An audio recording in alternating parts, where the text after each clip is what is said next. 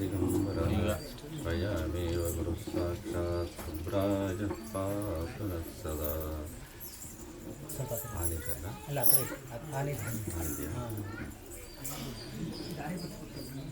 ಗುರು ಪೂರ್ಣಿಮಾ.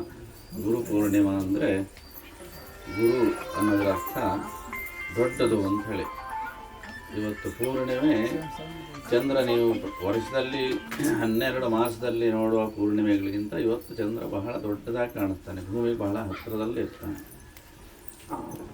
ಅಂದರೆ ಚಂದ್ರ ಮನಸ್ಸನ್ನು ಆಳುವಂಥವನು, ಮನಸ್ಸಿನ ಅಧಿಪತಿ ಚಂದ್ರ. ಭೂಮಿ ಪ್ರಕೃತಿಗೆ ಬಹಳ ಹತ್ತಿರವಾಗಿ ಮನಸ್ಸು ಇರ್ತದೆ. ಅಂದರೆ ಪ್ರಕೃತಿಗೆ ಮಾರು ಹೋಗಿ ಪ್ರಕೃತಿಯಲ್ಲಿ ಬೆರೆತು ಮನಸ್ಸು ಪರಮಾತ್ಮನನ್ನು ಮರೆತು ಬಿಟ್ಟಿರುತ್ತೆ. ಅದಕ್ಕಾಗಿ ಪರಮಾತ್ಮನನ್ನು ಸ್ಮರಣೆ ಮಾಡಲಿಕ್ಕಾಗಿ, ಪರಮಾತ್ಮನ ಕಡೆಗೆ ನಾವು ಹೋಗಲಿಕ್ಕಾಗಿ ಗುರು ಪೂರ್ಣಿಮೆಯಲ್ಲಿ ನಾವು ಗುರು ಪೂಜೆಯನ್ನು ಮಾಡುವುದು. ಗುರು ಅನ್ನೋದಕ್ಕೆ ಇನ್ನೊಂದು ಅರ್ಥ ಏನು? ಗುಕಾರೋ ಅಂಧಕಾರಸ್ಯ ರುಕಾರ ತನ್ನಿರೋಧಕ. ಗುಕಾರ ಅನ್ನುವಂಥದ್ದು ನಮಗೆ ಅಂಧಕಾರ, ನಮಗೆ ಹೊರಗಿನ ಪ್ರಪಂಚ ಮಾತ್ರ ಕಾಣಿಸ್ತದೆ. ಭಗವಂತ ಅಂತ ಬಾಯಲ್ಲಿ ಹೇಳ್ತೀವಿ, ಆದರೆ ಭಗವಂತ ಎಲ್ಲೂ ಕಾಣೋದೇ ಇಲ್ಲ. ಆ ಭಗವಂತನ ನೋಡೋ ಮನಸ್ಸು ನಮಗಿರಲ್ಲ, ಹಾಗಾಗಿ ಕಾಣೋದಿಲ್ಲ. ಭಗವಂತ ಎಲ್ಲೆಲ್ಲೂ ಇದ್ದಾನೆ, ಭಗವಂತ ಇಲ್ಲದೇ ಇರೋ ಜಾಗವೇ ಇಲ್ಲ. ಎಲ್ಲದೂ ಭಗವಂತನೇ. ಭಗವಂತ ಅನ್ನೋದು ಭಗವಂತ ಹೇಳ್ತಾನೆ, ಎಲ್ಲದರಲ್ಲೂ ನಾನಿದ್ದೇನೆ. ಮಮೈವಾಂಶೋ ಜೀವಲೋಕೆ ಜೀವಭೂತ ಸನಾತನಃ. ಎಲ್ಲದೂ ನನ್ನ ಅಂಶವೇ ಅಂದ್ರೆ ಅರ್ಥ ನೋಡಿ, ನಮ್ಮ ಶರೀರದಲ್ಲಿ ಎಲ್ಲ ಬೇರೆ ಬೇರೆ ಅಂಗಗಳಿದ್ದಾವೆ, ಎಲ್ಲೆಡೆಯೂ ರಕ್ತ ಇದೆ, ಎಲ್ಲೆಡೆಯೂ ಜೀವಕೋಶಗಳಿದ್ದಾವೆ, ಎಲ್ಲದೂ ನಾವಲ್ಲದ್ದು ಯಾವುದಿದೆ ನಮ್ಮ ಶರೀರದಲ್ಲಿ. ಹಾಗೆ ಇಡೀ ಜಗತ್ತಿನಲ್ಲಿ ಭಗವಂತ ಅಲ್ಲದೆ ಇರೋದು ಯಾವುದೂ ಇಲ್ಲ. ನಾವು ಯಾವುದೋ ಒಂದು ಕಡೆ ಮಾತ್ರ ಭಗವಂತ ಇದ್ದಾನೆ, ಇನ್ನೆಲ್ಲೂ ಇಲ್ಲ ಅಂತ ಹೇಳೆಲ್ಲ ತಿಳಿಬಾರ್ದು. ಹಾಗೆ ಭಗವಂತನ ಎಲ್ಲದರಲ್ಲೂ ನೋಡಲಿಕ್ಕಾಗಿ ಈ ಗುರು ಪೂರ್ಣಿಮೆ ದಿವಸದಿಂದ ಗುರುವಿನಿಂದ ಆದೇಶ ಮಾಡಲ್ಪಟ್ಟು ನಂತರ ನಾವು ಅದೇ ಮಾರ್ಗದಲ್ಲಿ ನಡೆದರೆ ಭಗವಂತ ನಮಗೆ ಕಾಣೋದು ಬಹಳ ಸುಲಭ. ಹಾಗಾಗಿ ಗುರು ಪೂರ್ಣಿಮೆಯಿಂದ ನಾವು ಏನು ಮಾಡಬೇಕು? ಚಾತುರ್ಮಾಸ್ಯ ಅಂಥೇಳಿ 4 ತಿಂಗಳು. 4 ತಿಂಗಳು ಅಂದರೆ 120 ದಿವಸ. ನಮ್ಮನ್ನು ನಾವು ಬದಲಾಯಿಸ್ಕೊಳ್ಬೇಕು. ನಮ್ಮನ್ನು ನಾವು ಯಾವ ಥರ ಬದಲಾಯಿಸ್ಕೊಳ್ಬೇಕು? ನಾವು ಭ್ರಮೆಯಿಂದ ಪ್ರಪಂಚದ ಮಾಯೆಗೆ ಒಳಗಾಗಿ ಅಸತ್ಯವನ್ನು ಸತ್ಯ ಅಂತ ತಿಳಿದು, ಅಂದರೆ ಸುಳ್ಳನ್ನು ಸತ್ಯ ಅಂತ ತಿಳ್ಕೊಂಡು ನಾವು ಹೋಗ್ತಾ ಇರ್ತೀವಿ. ನಮ್ಮ ಕಣ್ಣೆದುರಿಗೆ ಕಾಣುತ್ತೆ, ಅನುಭವ ಬರ್ತಾ ಇರ್ತದೆ. ಈಗ ಇವತ್ತು ಕಂಡದ್ದು ನಾಳೆ ಹೀಗೆ ಇರೋದಿಲ್ಲ, ಅದು ಬದಲಾಗ್ತಾ ಹೋಗ್ತಾ ಇರ್ತದೆ. ಇದ್ದ ಹಾಗೆ ಎಲ್ಲಿರುತ್ತೆ?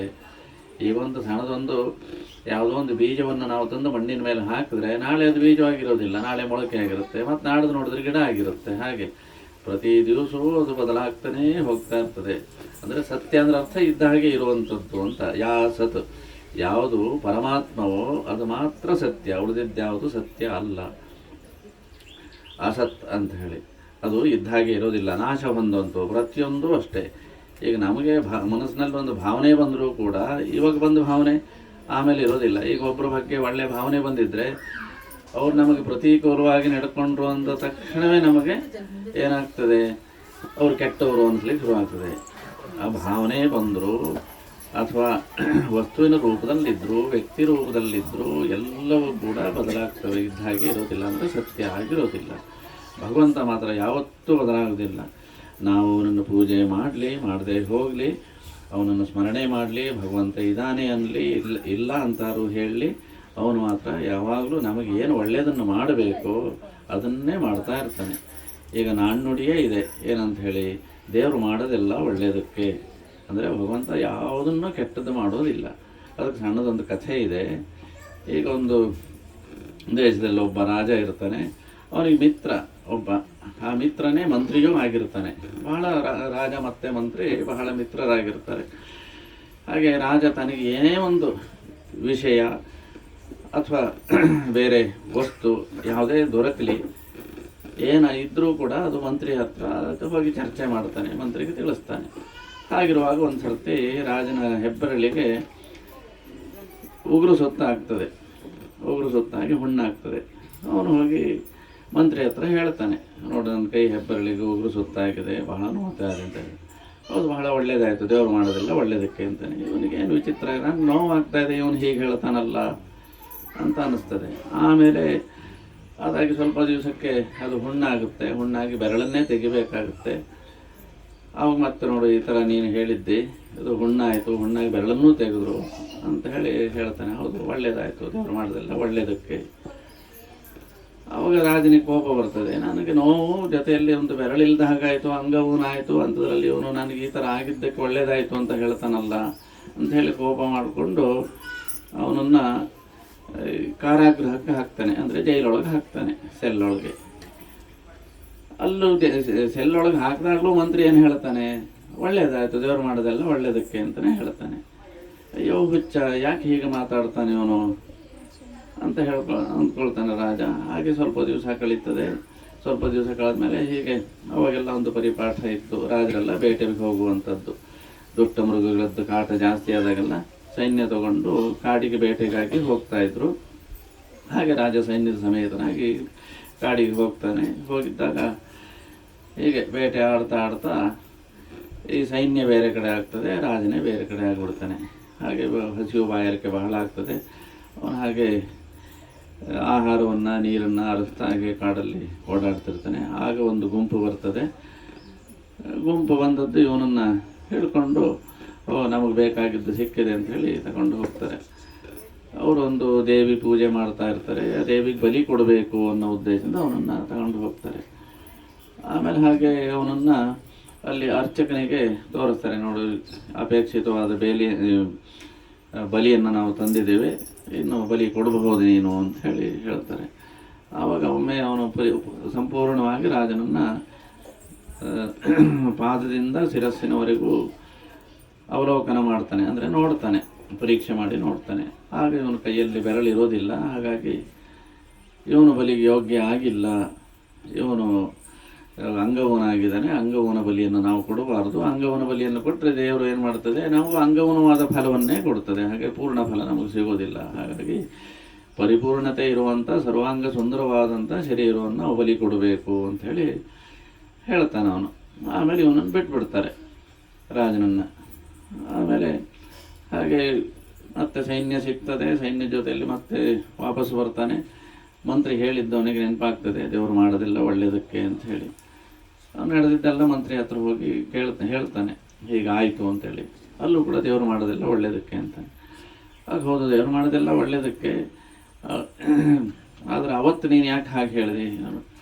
ಹೇಳ್ತಾನೆ, ನೋಡು, ನಿನಗೆ ಹೀಗಾಯಿತು, ಹೀಗಾಗಿದ್ದರಿಂದ ಇವತ್ತು ನಿನಗೆ ಬಿಡುಗಡೆ ಆಯಿತು, ಇಲ್ಲಾಂದರೆ ನಿನ್ನನ್ನು ಕಳೆದು ಹಾಕಿಬಿಡ್ತಾಯಿದ್ರು, ನೀನು ಉಳಿತಾ ಇರಲಿಲ್ಲ. ಹಾಗಾಗಿ ದೇವರು ಮಾಡೋದು ಒಳ್ಳೆಯದಕ್ಕೆ ಅನ್ನೋದನ್ನು ನಾವು ಅರ್ಥ ಮಾಡ್ಕೋಬೇಕು ಅಂತ ಹೇಳ್ತಾನೆ. ಅದು ಸರಿ, ನನಗೇನೋ ಹಾಗಾಯಿತು, ನಾನು ನಿನ್ನನ್ನು ನೀನೇನೂ ಮಾಡದೇ ಇದ್ದರೂ, ಇಷ್ಟು ಒಳ್ಳೇದು ಹೇಳಿದರೂ ಕೂಡ ನಿನ್ನನ್ನು ಜೈಲಿಗೆ ಹಾಕಿದ್ನಲ್ಲ, ಕಾರಾಗೃಹಕ್ಕೆ ಹಾಕಿದ್ನಲ್ಲ, ಆವಾಗಲೂ ನೀನು ಹೀಗೆ ಹೇಳಿದೆಯಲ್ಲ, ದೇವರು ಮಾಡೋದೆಲ್ಲ ಒಳ್ಳೆಯದಕ್ಕೆ ಅಂತ. ನಿನಗೇನು ಒಳ್ಳೇದಾಯಿತು ಅಂತ? ಹೌದು, ನೀನು ಜೈಲಿಗೆ ಹಾಕದೇ ಇದ್ದಿದ್ರೆ ನಾನು ನಿನ್ನೊಟ್ಟಿಗೆ ಬರ್ತಾ ಇದ್ದೆ. ನಿನ್ನೊಟ್ಟಿಗೆ ಬಂದಿದ್ದರೆ ಅವಾಗ ನನಗೆ ಯಾವುದೇ ಊನಗಳಿಲ್ಲ, ನನ್ನನ್ನು ತಗೊಂಡು ಕಡಿತಾ ಇದ್ದರು. ಇವಾಗ ಹೇಳಿದೆ, ದೇವರು ಮಾಡೋದು ಒಳ್ಳೆಯದೋ ಕೆಟ್ಟದ್ದೋ?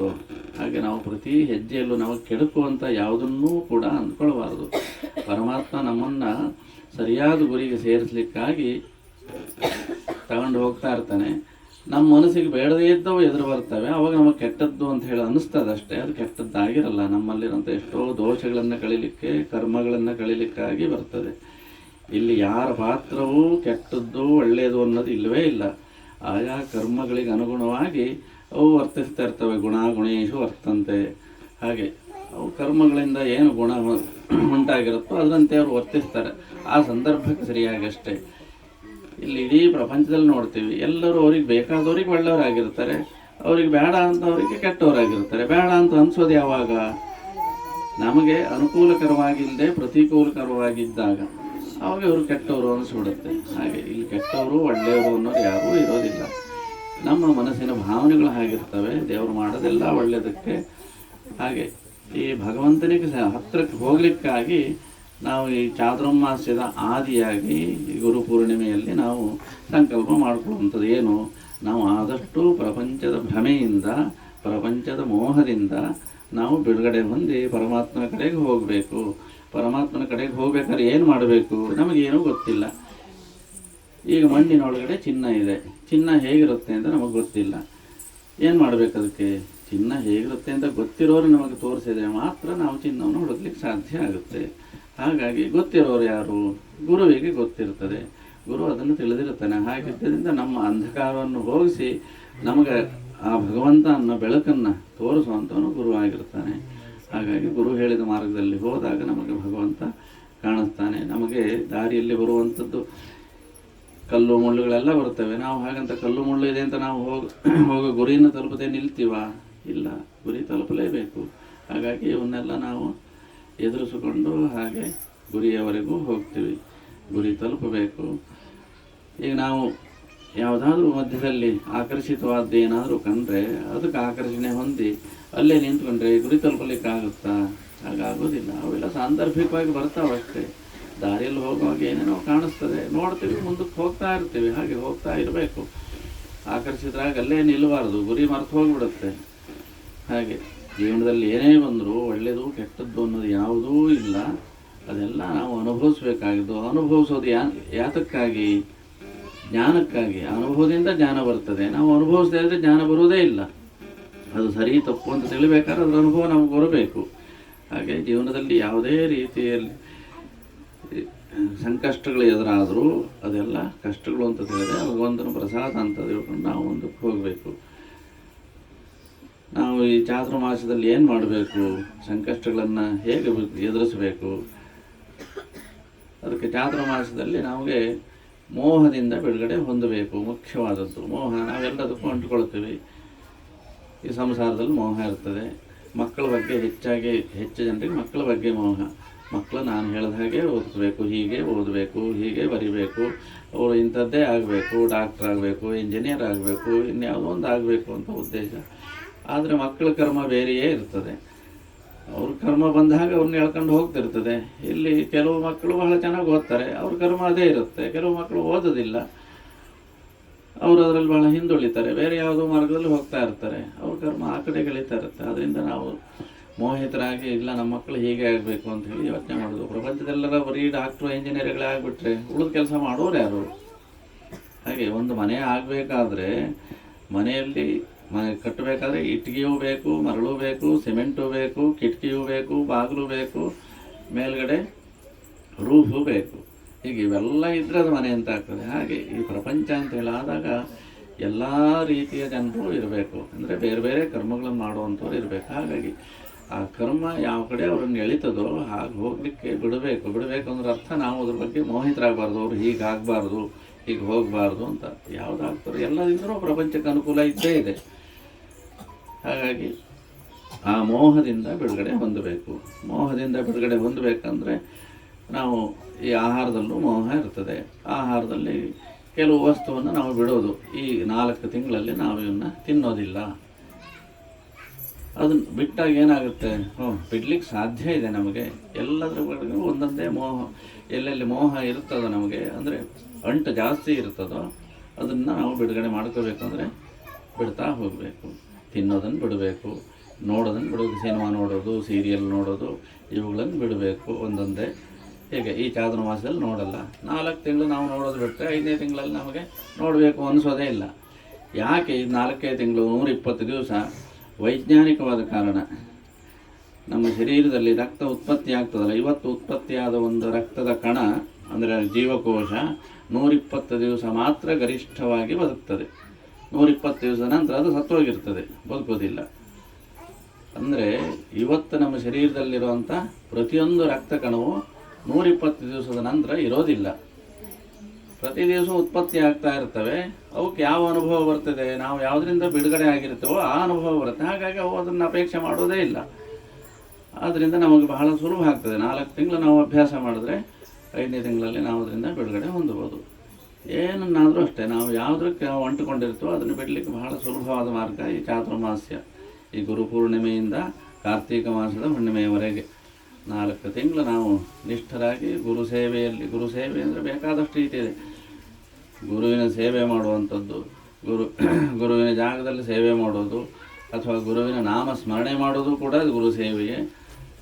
ಹಾಗೆ ಏನೇ ಕಷ್ಟ ಬಂದರೂ ಗುರು ನನ್ನ ಹಿಂದಿದ್ದಾನೆ, ಗುರು ನನ್ನನ್ನು ಕಾಪಾಡ್ತಾನೆ ಅನ್ನೋ ಒಂದು ದೃಢವಾದ ಭಾವ, ಅದು ಕೂಡ ಗುರು ಸೇವೆ. ಹೀಗಿದ್ದವನಿಗೆ ಎಲ್ಲೂ ಸೋಲು ಇರೋದೇ ಇಲ್ಲ. ಅವನು ಮೋಹದಿಂದ ಬಿಡುಗಡೆ ಆಗ್ತಾನೆ, ಭಗವಂತನನ್ನು ಬೇಗ ಹೊಂದುತ್ತಾನೆ. ಹಾಗೆ ಸದ್ಗುರು ಎಲ್ಲ ಇವತ್ತು ಸಂಕಲ್ಪ ಮಾಡ್ಕೊಳ್ಳಿ, ನನಗೆ ಇಂಥದ್ರಲ್ಲಿ ಹೆಚ್ಚು ಅಂಟಿದೆ, ಅದರಿಂದ ನಾನು ಇವತ್ತಿನಿಂದ ಚಾತುರ್ಮಾಸದಲ್ಲಿ ಆ ಅಂಟಿನಿಂದ ಬಿಡುಗಡೆ ಆಗ್ತೇನೆ. ಅದು 4 ತಿಂಗಳಲ್ಲೇ ನಾನು ಅದನ್ನು ಮಾಡೋದಿಲ್ಲ ಅಂಥೇಳಿ. ನೀವು ಎಲ್ಲರಿಗೂ ಗೊತ್ತಿರ್ತದೆ ನಮಗೆ ಯಾವುದಾದ್ರಲ್ಲಿ ಹೆಚ್ಚು ಅಂಟಿದೆ ಅಂತ, ಅದನ್ನು ಬಿಟ್ಟುಬಿಟ್ರೆ ಆಯಿತು ಅಷ್ಟೇ.